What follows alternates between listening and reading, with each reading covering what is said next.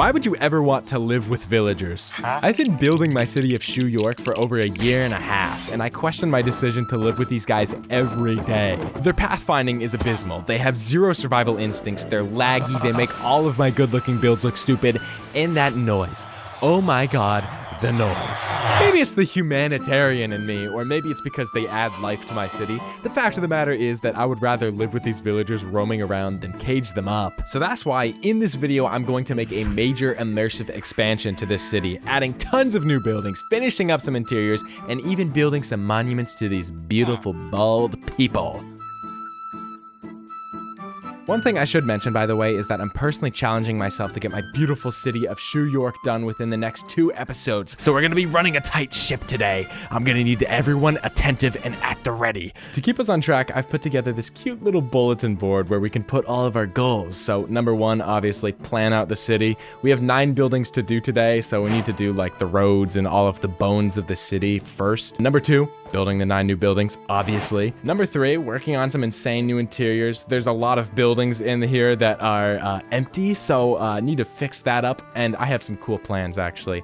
And then number 4, we're gonna dedicate this city to the villagers. Before I built all of this stuff, this was actually like a real plains village, so I think that it would be sweet and charming of me to dedicate the city to them. Without further ado though, let's get freaking started on planning out this city. We're gonna be working in this big flat green area over here, all the way from that little hilltop to the bulletin board. And while this isn't the only unfinished spot in this city, we have some stuff to do over there across the river and some stuff all the way over there. Filling out this just boring chunk of land is going to do some heavy lifting in making this whole city feel less lifeless and dumb. Okay, ramble over. Let's get to some work in a freaking time lapse. So I've got a few design techniques that I want to talk about while we're doing this time lapse. Number 1, buildings on an angle. The number 1 way to make your buildings look cooler and more professional and more like real life is building them on an angle. With a little practice, it's honestly really easy to make a slanted building, and it just looks so much more professional. You can bend it with like curvy roads and stuff, and I recommend it. Number 2, I added a lot of flower beds and grass to kind of fight against the monotonous, bland mud walkway. You know, we have a lot of that muddy color in this city because, you know, it's the city street, and I just wanted to break that up to add a little bit more life to the city. Number 3, I tried to keep a lot of the same incline that we had in the previous terrain. Obviously, when you're building a city, you kind of want to have some flat ground for your buildings to sit on, but it's also very important to have some variation to height within a city. When you're walking through these city streets, it just feels so much more immersive. And again, this is another very simple change that you can make to your buildings to make them feel so much more lifelike and cool. But yeah, I mean, that's about it. Obviously, this is just roads and flower beds, so, you know, let's go check it in person. Are you getting a vibe for it yet? You getting a vibe for this city, huh? Pretty beautiful, right? I mean, it's obviously very black and yellow and, short. We got a lot of freaking buildings all connecting to each other. It's just, I don't know, it's just a wonderful place to be in. Even though it's not finished yet, obviously, it just feels nice to have all of these like things laid out, the city streets laid out, because it's just like, I can start to get the feel of like what it's gonna be like walking through the city all the way over here to Shoegate or going over to the waterfall. It's just freaking cool, dude. And it's also kind of cool to start seeing some villagers settle in. You know, that's pretty nice. We got one over there, one over here. That's pretty cool. I mean, I'm not crazy that they chose the job of a fisherman. You know, like 50% of the workforce here is fishermen, and you know, there's no way that that's sustainable in a real city, but you know what? You do you. You do you. I'm not gonna get too annoyed by this. And with that, step 1 is done. Next up, we're gonna work on some interiors and obviously these 9 freaking buildings. But I should mention, you know, I don't want to scam you or anything. We are not going to get all of these interiors done in this episode, and we also have a lot of trees and forestry that I want to put all the way around this city. All of that, especially the trees, is going to take a lot of time, so I'm going to try to do them in a live stream.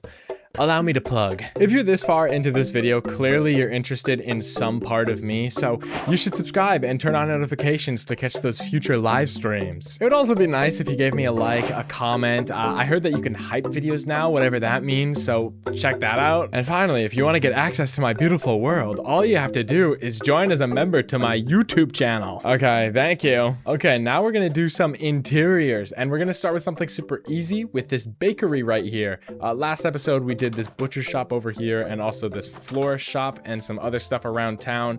And so we're gonna move over to this bakery right now because I don't know, it's simple and it will kind of finish this street right here. And then just after that, we're going to work on City Hall. Now this is a tall building, so we'll have 3 floors to do.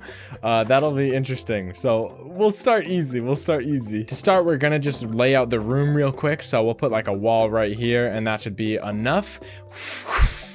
Oh my gosh, so seamless. Here we are. We have some walls up, some roofs up, that kind of stuff. Yeah, it's still a little dark in here, but yeah, I just kind of kept the same like green design on the inside, and then back over here is going to be like the actual like kitchen bakery area, and so I changed that up to be like more of a white wall. Okay, so we're going to start at the window. We're going to just make like a little bit of a display case because of course every single like shop needs to have some like display for all of their products. We'll put some like cakes right here in the window, and I'll put a yellow candle up in here. And then over here, I want to put in that like little thing that you see in shops where like you go over there and you grab like a bread or a cookie with a grabber and then put it in like a little bit of a bag.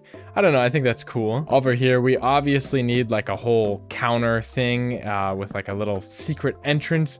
So people who work here, they work behind the counter and then they can slip into the back whenever they need. Okay, yeah, that looks pretty good. I also put some plant stuff up here, and I just want to let you all know I took a lot of inspiration from an Instagram post from Absolute Grace MC, so definitely go check out all of their stuff. And before we do any more decorating, we need to get some heads in order to like actually have some breads and cakes sitting around here. Let me just set my spawn real quick. Oh. All right, but here we go. We have 5 types of heads that we can place around the bakery. Oh, another double. Okay, I found these things on a certain website. It's on the screen now. And now let's spruce this place up, you know? Like, let's just put some breads and stuffs here. Okay, maybe not like this, but like this. Yes, ooh la la. I also used some armor stands to put some stuff on this top shelf, which I think looks cool. And then we have a bunch of stuff that you can see better out the window. Are you not enticed? But yeah, that's pretty much it for the interior. I'll do a very simple kitchen thing off camera, and now we will move on to the big building, the town hall. Here we are. It's gonna be very important for us to get this interior done and done right, because this is kind of the focal point of the city, I'd say. If we're just looking at the skyline, it obviously dominates this city. Another thing is that I built this thing very much with the exterior in mind and not really the interior in mind. You'll see as we go through it, but there's a few awkward things about the building that I really had to work around. So basically, we've got 2 challenges. Number 1, we need to make this building be very beautiful on the interior since it is the focal point of the city.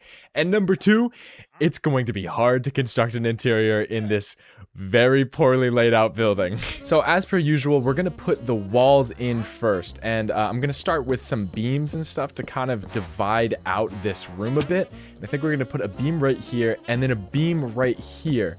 And obviously this beam kind of, you know, covers up this window a little bit, which is a little awkward. I think we can work around that. So I took a little bit of time to kind of figure out the beams. I eventually got annoyed and put down a floor of like mangrove. I thought that that looks pretty cool. And I put on a roof as well. Okay, so here we go. I got all the beams figured out, and I think this is how I'm gonna do it on every single one of the floors. But yeah, I really like the feel of this. It's got this kind of like dark, rich wood feel. I think what I'll end up doing is I'll put a bunch of different colors, like strips like this on each floor.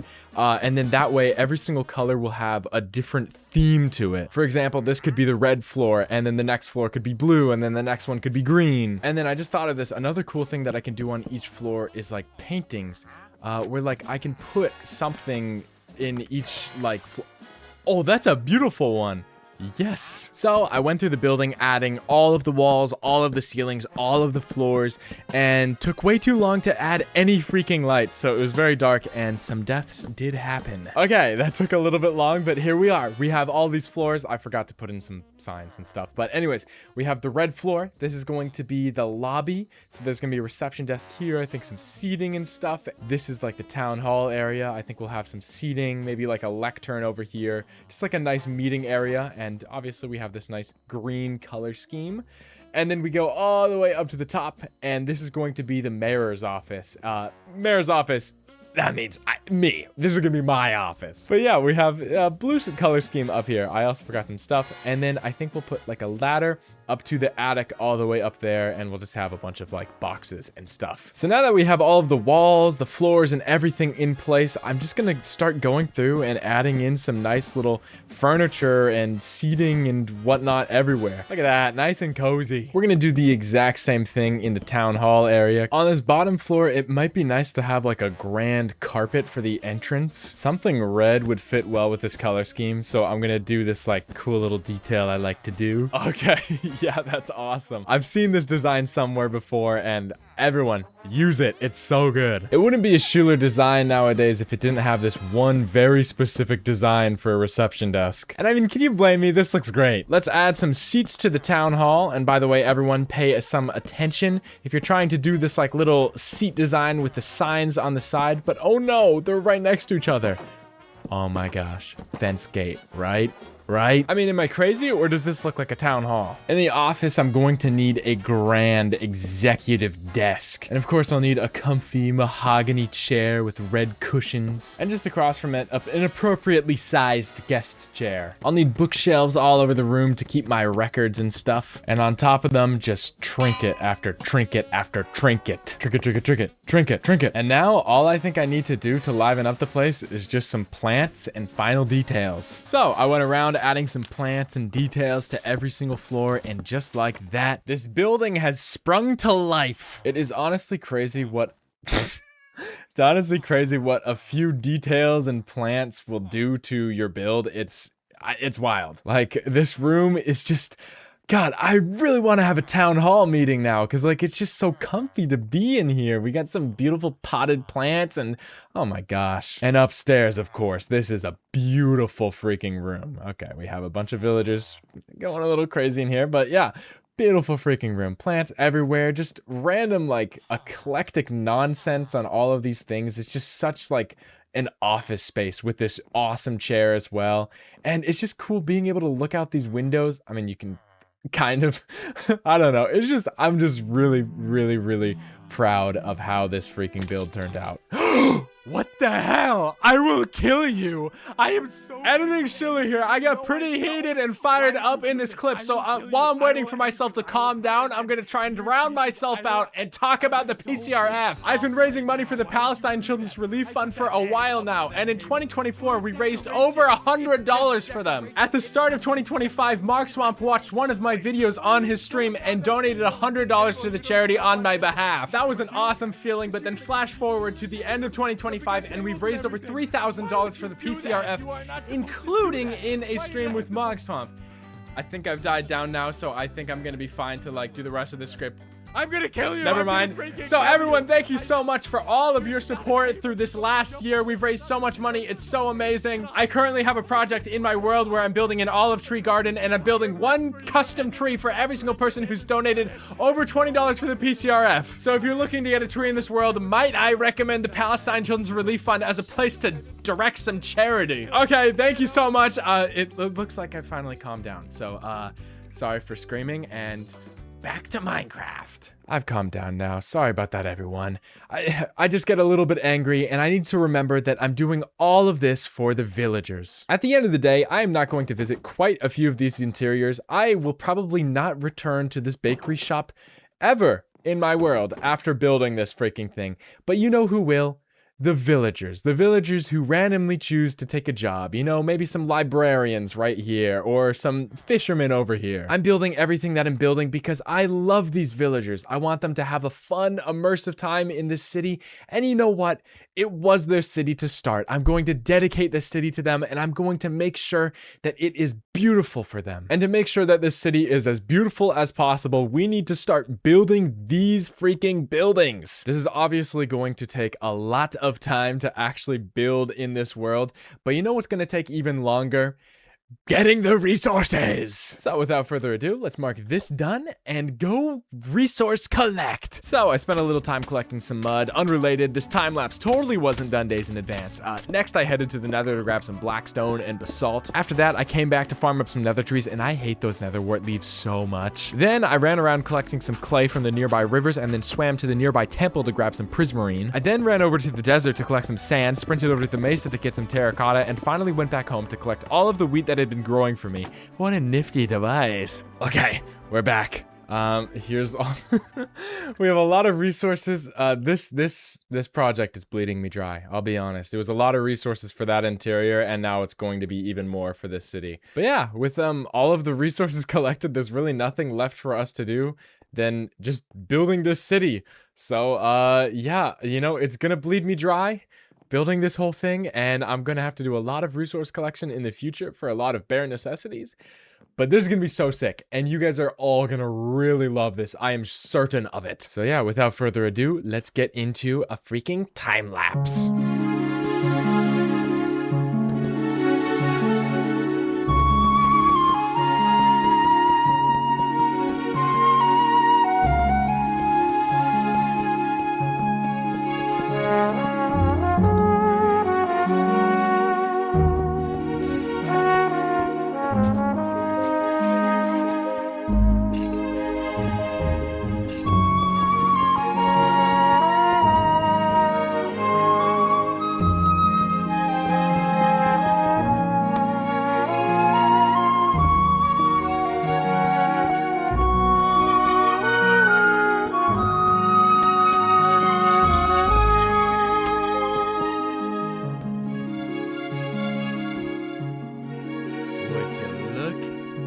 Freaking this.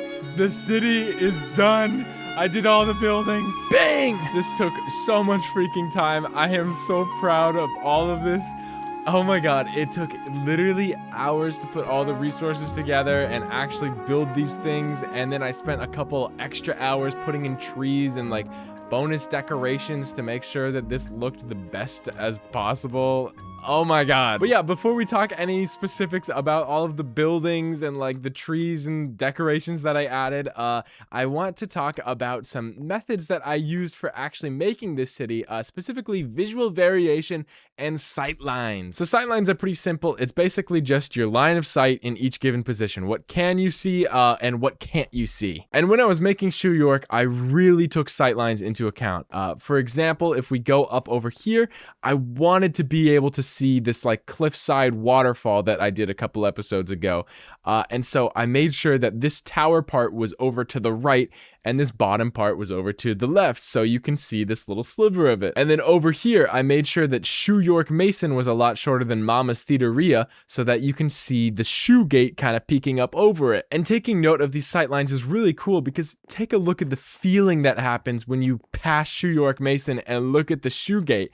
You know, you see this distant thing and then you're like, oh, I want to go explore that. And so you run towards it and it slowly just appears.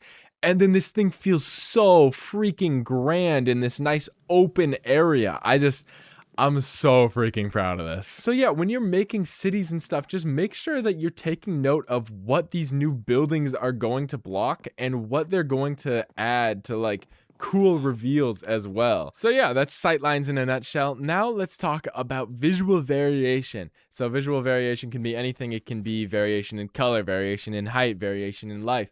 Anything that adds variation to a city. Obviously, the most obvious forms of this are like differences in palette and then the differences in like building style. So Each of these new 9 buildings are completely different in palette. They all have different palettes from one another. No 2 roofs are the same. No 2 bodies are the same.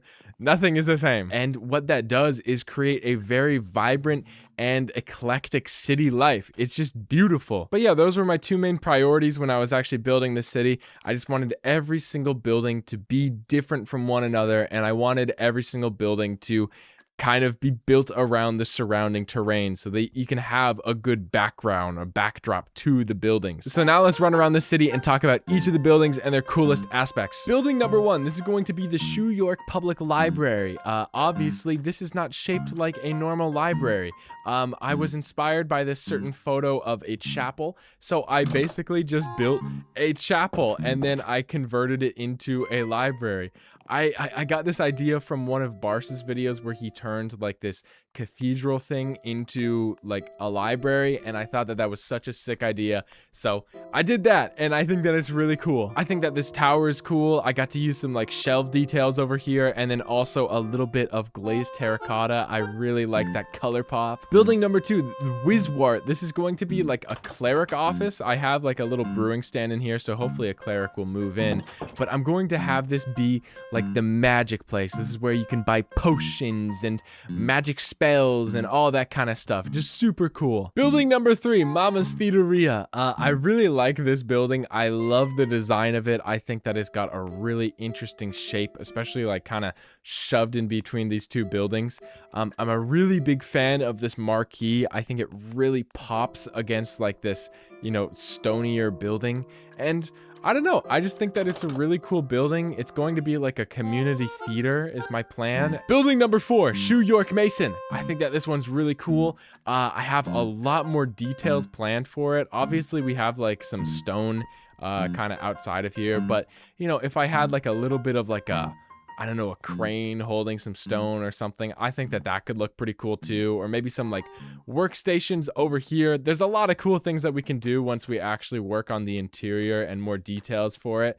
But yeah, cool building. Building number 5, food market. I don't know, I really like this building. It's very simple. It's got a very simple design. We got like an upstairs floor for like apartments and stuff, and then a downstairs floor where we're gonna have like a food market, you know, like fruits and produce and all that kind of stuff. It's just a very simple design. It's got a very nice palette, and I think that I did it very well. I think it looks nice. Building number 6, the electrician. Okay, number 1, this freaking sign. I love this sign so much. I love that it's kind of jig-jag a little bit. Obviously, that wasn't planned, but it's a happy accident. And then I'm a really big fan of how I did this freaking awesome lightning bolt. It's just, it's cool. And also, I just think that the design of it is really appealing. It's just very dark, and I love this warped wood texture so much, and I'm so happy that I found a building to make it work for. Building number 7, this is going to be a weapons store. It's a very small interior, but I think that that's fine. You know, it's going to be like a small little shop owned by some old guy just selling weapons. It's got this cool like little tent over here with some like storage of all of their weapons and stuff. I don't know, just very nice. And I made it green so that it would blend in with this like forest over here. It's just, it's a lot more naturally colored. Building number 8, the armorer shop. This one I'm probably least proud of, but I still think it's pretty cool. It's very medieval. It's got a big interior over here, so there's a lot of cool things that we can do with that. And it's obviously right next to this weapon shop, because I figured, you know, if you're shopping for weapons over here, might as well come over here for some armor. And finally, building number 9, Fletcher Phyllis. This one is obviously a Fletcher shop. You can buy some like bows and arrows in here. And it's also close to the armor and the weaponsmith, just so that, you know, it's real nice and close so you can buy some stuff. And a cool detail that we have over here, we obviously have a little bit of a shooting range. I just think that that's a pretty fun little detail. You can test out your new bow and stuff and kind of gaze into this forest. It's just nice. But yeah, those are all those buildings. It was a lot. It took a lot of time to build, and I'm just super proud of how this city turned out.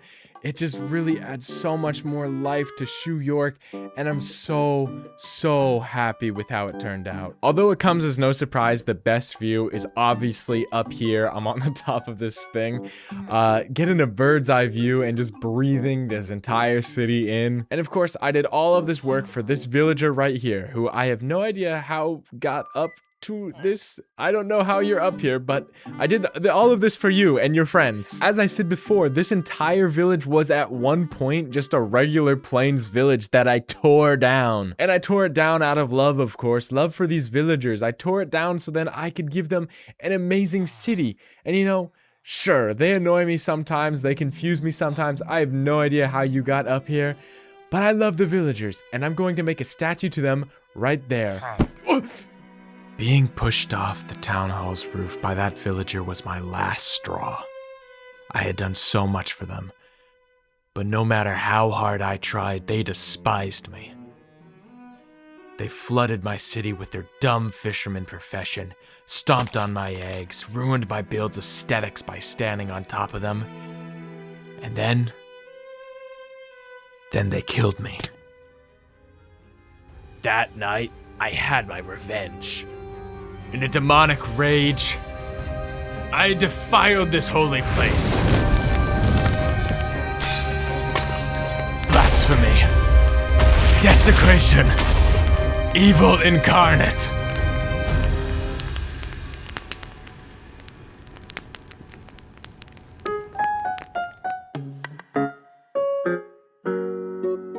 Welcome to the end of the episode, but also to the Love Garden. It's tradition around here to add in someone every single episode, but today we're not going to be adding in someone, we're going to be adding in someones with an S. Last episode we added in JBus, but in this episode we're going to be adding in the Bus Stop server, which is a Discord server that he created for a bunch of content creators and awesome talented builders.